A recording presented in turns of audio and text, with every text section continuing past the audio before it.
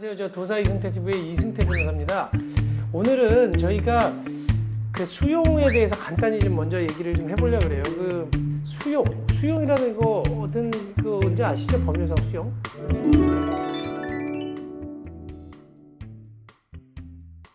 수용 당해보셨어요? 수용 저희 부모님이 다녔죠. 그건 땅이 있다는 거야. 수용을 당해는. 근데 지금 우리가 이게 수용이 의외로 굉장히 많아요. 어떻게 보면 나라에서 공익사업을 하면서 그냥 내 땅을 누가 나라 가져가는 거지. 공익사업이 필요하다고. 그게 지금도 없는 것 같지만 제일 많은 게 요즘에 고속도로, 그 포천 화도간 도로 내면서 거기 도시계획성 거놓은 거 전부 쫙 다 그 수용하는 거거든요.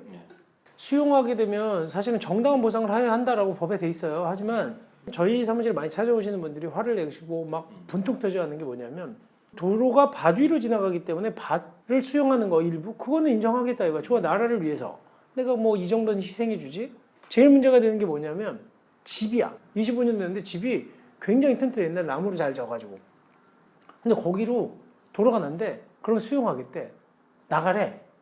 근데 그거 그러면 나 집값 얼마나 쳐줄 거야. 그랬는데 그때 옛날에 이럴 때 3억 적어가지고 그때 아주 굉장히 튼튼하게 졌는데 이거 3천만 원도 안 준다는 거야. 그게 뭐 만약에 한 50평 정도가 되는데 실제 우리 소송하는 집이 그래요. 현장 가서 보니까 정말로 집이 잘 져놨더라고. 근데 그게 보상가가 얼마가 나냐? 3천만 원 거야. 그 사람은 미치는 게 거기서 20년, 30년 산 사람이거든. 추억도 있고 거기 부모님들하고의 그 뭐 여러 가지 어떤 부모님의 손때가 묻은 집인데 그거를 나가라는 것도 답답한데 3천만 원밖에 안 준다? 그러면 그 3천만 원 갖고 그지런 집을 살 수 있나? 요즘에 3천만 원 갖고 가면 컨테이너 박스 하나도 못 살 거다. 그 사람들이 정말 환장하는 거지. 보상 절차가 정말 굉장히 문제가 있어요. 그 정도밖에 보상 안 해주면 누가 나가겠어? 오히려 저 생각은 그거 아니에요? 집값뿐만 아니라 이주할 때 드는 비용하고 또 그 사람들이 그 강제 이주당하는 거나 마찬가지니까 정신적인 피해, 손해까지 다 배상해주고 오히려 그 재산 금액보다도 더 줘야 되는 거 아닌가 나는 그렇게 생각하거든요. 왜냐면 그 사람은 도로를 위해서 자기 희생하는 거니까. 근데 그렇지가 않아. 그래서 지금 제가 오늘 보여드리려고 하는 건 수용이 되는 사람들 있잖아요. 그러면 어떻게 보상받을 수 있는지만 먼저 간단히 제가 설명을 드리고 그 다음에 더 구체적으로 우리가 법원에서 어떤 식으로 보상하는지 또 배상하는지 그거는 좀 제가 얘기를 드릴게요. 도로, 공원 이런 건 다 도시계획 시설이에요. 네. 도시계획 시설을 그 내기 위해서는 도시군 관리계획에 따라서 도시계획 시설 결정을 하는 거거든요. 야 이거 도시계획 시설이야라고 딱 결정하면 이제 사업 시행을 해. 사업 시행을 하면서 이 사람들이 개개인 토지 소유자한테 가서 그 자기네들이 손실 보상 협의를 합니다. 야 이게 시행자가 가서 이거 우리가 이번에 그 고속도로 뚫으니까 우리가 당신 땅 수용하겠다라고 통지 받고 나면 이제 그때부터 놀라는 거야. 자기는 모르고 있었어? 갑자기 내 땅 여기에 길 뚫린다는 거지. 그럼 보상 협의를 하는데 그 사람들이 찾아와 가지고 이 정도 당신 감정평가를 3명한테 받거든요. 토지 소유자, 그 다음에 사업 시행자, 그 다음에 또 관공서까지 해가지고 보통 그렇게 3군데가 감정평가인을 선정해서 감정평가를 받기도 하고 또 그렇지 않으면 그 토지 소유자 쪽하고 사업 시행자 쪽에서 양쪽에서 지정한 감정평가자가 손실보상을 감정을 해봐요. 그러면 거기서 감정금액이 어느 정도 나오잖아. 그걸 가지고 아 좋아 나 이걸로 계약할래 그럼 바로 그냥 계약 체결이 되면 손실보상에 대한 협의가 되는 거예요. 그럼 바로 그냥 협의보상 절차가 종결되니까 이 사람은 그냥 나가면 돼. 그래 돈 받고 그냥 끝나. 근데 야 나는 그거 그 돈 갖고 받아줄 수 없다. 내가 시가가 지금 옆집은 이거 니 땅 한 평에 1,000만 원씩 팔렸는데 무슨 이거 300만 원밖에 안 주냐. 제일 많이 얘기하는 게 그거예요. 그렇게 되면 사업 시행자가 그 수용 재결이라는 걸 신청해. 지방토지수용회가 있거든. 지방토지수용위원회에다가 이 수용재결 신청을 하거든요. 그러면 지방토지수용위원회에서 다시 불러. 야 너네 이거 협의가 안 됐으니 내가 한번 보겠다. 그러면 다시 감정을 또 받아. 감정평가를. 그리고 나서 감정평가를 해가지고 나온 금액이 또 나오잖아요. 그러면 얼마가 오르냐면 통상적으로 진짜 처음에 감정평가 했던 것보다 한 3% 정도 그래서 많게는 뭐 10%도 오르기도 하지만 아주 감정을 잘못하지 않는 이상 거기서 조금 올라. 그리고 나면 그게 수용 재결이라는 게 나오는 거예요. 그게 지방토지수용위원회에서 재결을 해주는 거거든요. 그렇게 되면 그 돈을 시행자는 공탁을 해. 그리고 집 비우라고 하는 거예요. 그러니까 그 사람 입장에서는 이제 환장하는 거지. 공탁이 되는 순간 이제 이 사람은 그 집에서 또 나가야 돼요. 그러면 나는 그 돈이 작으니까 난 이거 이의하겠어. 이의. 수용 재결에 대해서 나는 불복하겠다라고 하면 이번에는 중앙토지수용위원회로 가요. 다시 이제 중토위로 갔을 때는 거기에서 또 결정을 해. 그리고 나서 거기에 불복하면 또 다시 이제 어디로 가는 거냐면 행정소송까지 가는 거예요. 그래서 이런 절차를 통해서 지금 3번의 다툼이 있는 거야. 다툴 수 있는 거야. 그러니까 협의하는 단계에서는 한번 감정평가해보고 그 다음에 지방토지수용위원회에서 수용재개를 한번 받을 수 있고 그 다음에 중앙토지수용위원회에서 다시 또 한번 이의 재결을 받는 거예요. 거기에다가도 또 불복하면 행정소송으로 가는 거거든요.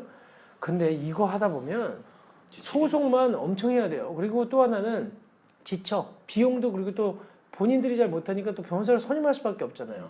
이 보상금 증액 소송을 계속 하는데 물론 이제 공탁금은 지방토지수용위원회에서 수용 재개를 할 때 공탁을 하거든요. 이때 수용 절차는 기본적으로 종결을 하는 거예요. 근데 대신 이 지방토지수용위원회에서 제가 수용 재개를 했다 그랬잖아요. 그때는 반드시 중앙토지수용위원회로 가지 않고 이 재결에 불복을 할 때는 그냥 바로 90일 내에 행정소송으로 갈 수도 있어. 근데 이거는 전부 다 기본적으로는 보상금, 수용보상금의 증액을 다투는 소송에 불과한 거예요. 그러다 보니까 이제 여기에서 더 들어가면 뭐 이 수용 재결 자체가 위법하다라는 거에 대해서 또 다투기도 하는데 그렇게 가면 너무 어려워지니까 오늘 제가 얘기 드릴 거는 절차. 그러니까 처음에 협의하고 그 다음에 지방토지수용위원회에 갔다가 다시 중앙토지수용위원회로 갈 수 있다. 그리고 행정소송까지 간다는 거예요. 그리고 물론 90일 내에 바로 지방토지수용위원회의 수용 결정에 대해서 그 불복하면은 행정소송 갈 수 있다. 여기까지만 오늘 알아두시고 구체적으로 그러면 이 보상은 어떻게 진행되는지에 대해서는 저희가 차근차근 하나씩 설명을 드려 나가도록 할게요. 항상 보면은 1차 감정에서 소유자가 생각하는 것보다 상당히 낮게 책정되는 게 일반화되어 있는 것 같더라고요. 아, 그렇죠. 그게 문제인 거야. 법에서, 헌법에서도 수용할 수 있다는 조항이 있어요. 법률의 근거가 있으면 대신 정당한 보상을 하여야 한다라고 돼 있거든. 법이 잘못되어 있는 건지 아니면 사업 시행자가 잘못하는 건지 아니면 감정평가사가 잘못하는 건지 지금 말씀하신 것처럼 누구의 잘못인지 모르겠지만 셋 다 100이면 100 내가 생각하는 재산 가치보다 다 적게 받았다고 해요. 그리고 또 하나 사람이 먼저인데 우리나라가 수용을 통해서 개발을 해왔어 계속. 그러다 보니까 이 수용이 개발에 가장 앞장서 있는 거야. 우리나라의 수용과 관련된 절차가요 얼마나 많은지 몰라요. 기본적으로 이 수용은 제가 얘기하는 법률 얘기는 안 드렸는데 이거는 공익사업법이에요. 공익사업법에 나와 있는 보상 절차거든요. 공익사업을 하기 위해서 수용하는 절차. 근데 이것뿐만 있는 게 아니야.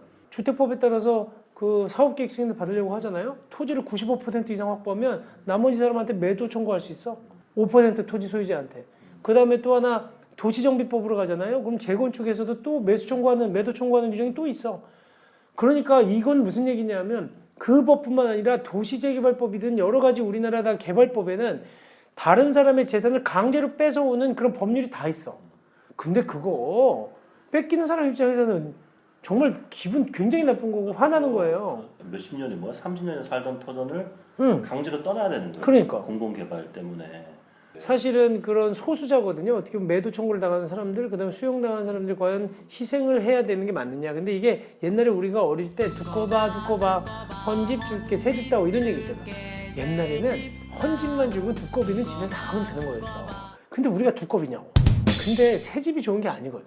사실은 나는 그 어렸을 때 우리가 뛰어놀고 자랐던 그런 곳들이 전부 다 재개발돼서 남아있지가 않아. 그래서 우리나라 도시재생을 지금과 같은 방식으로 하면 안 된다는 얘기가 많이 나오는 거예요. 그냥 한 유럽 가봐봐. 유럽 가거나 뭐 체코에 가보시면 체스키 크롬노프라는 데가 있거든요. 거긴 1800년도 후반에 지은 집들이 그대로 남아있어. 굉장히 이렇게 옛날 집들이 그대로 정서가 남아있잖아요. 근데 우리나라는 나 어릴 때 자란 데 가면 다 바뀌었어.